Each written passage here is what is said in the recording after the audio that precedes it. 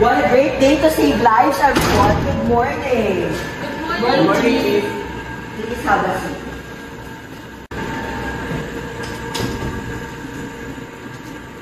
We are all gathered here today to talk about the new virus case arising from Western Visayas. Okay, so let's start with the origin of the incident. Who wants to start the discussion? Yes, come in. Sorry I'm late. I just finished an intensive aortic valve replacement. Did I miss something? We are just about to start the meeting, Dr. Santos. Please have a seat. Anyways, go ahead, Dr. Yang. So there's this new virus from Region 6 that is named as adenovirus, specifically called Nevis adenovirus, since the first reported case was from the chicken capital of the Philippines, Bacolod City. Precisely. Now can someone narrate how the microbe emerged? The virus is known to infect humans through zoonotic transfer. The first case was from a livestock feeder in a poultry farm, where he got unusually sick after working. Other employees noticed that some chickens showed abnormal symptoms, such as yellowish feathers, red eyes, and smaller eggs. Oh, do you want to add something, Dr. Yang? So as Dr. Gavin mentioned, there was another case nearby. So there's this 20-year-old that ate a raw barbecue chicken and developed similar symptoms. So now there are about 150 cases between Riverside Medical Center and Our Lady of Mercy Hospital, Bacolod. Thank you for the additional info, Dr. Yang. Speaking of signs and symptoms, who did their prior research properly? Yes? Hence, it is called adenovirus. One of its classic signs is having gray to white colored diarrhea. Other symptoms correlated to the previous Ebola virus: vomiting, high fever, runny nose, jaundice, and in severe cases, internal bleeding which can cause death. Thank you for that comprehensive discussion, Dr. Santos. Dr. Rojo, we need to know what is the specific mode of transmission. Dr. Rojo? Dr. Rojo, are you still with us? Yes, Chief. I'm so sorry.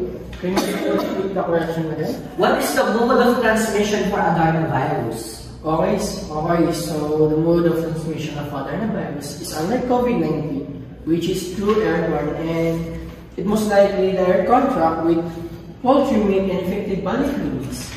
Exactly. Since we just came back from a disastrous pandemic, we need to urge further actions before this becomes a global issue. Currently, there are 5 cases of adenovirus here in Metro Manila. We need to make a substantial decision about whether Amazing Grace Hospital should start precautions already, or just accept the offer of UP Medicine, Pfizer, and Unilab to help them with intensive testing and research. I think, Chief, taking the grant could boost our hospital's reputation, and by developing new treatments and vaccines, leading to recognition and increased salaries for all of us. Wait, hold on a second.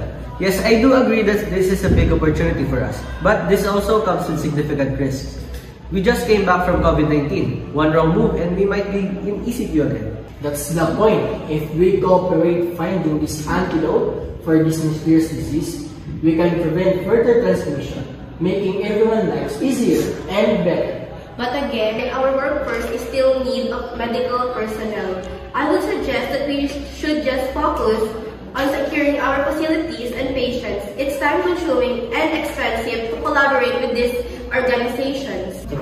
Okay, so all of you have presented good points on how we should move forward with adenovirus here in the Philippines. However, we are not the only ones at stake here. I think we should also need to get the perspectives of... Yes, you may come in.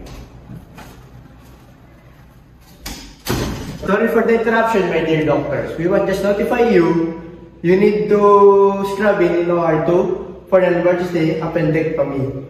There are complications you need to address. Okay, I'll follow. Since I have to attend surgery, we shall just continue this conference with the other members via Zoom, so it will not disturb our other hospital duties. Thank you, everyone. You can now go back to your respective departments. Bye, Chief. Bye, Chief. Thank you, thank you. Let's go ahead.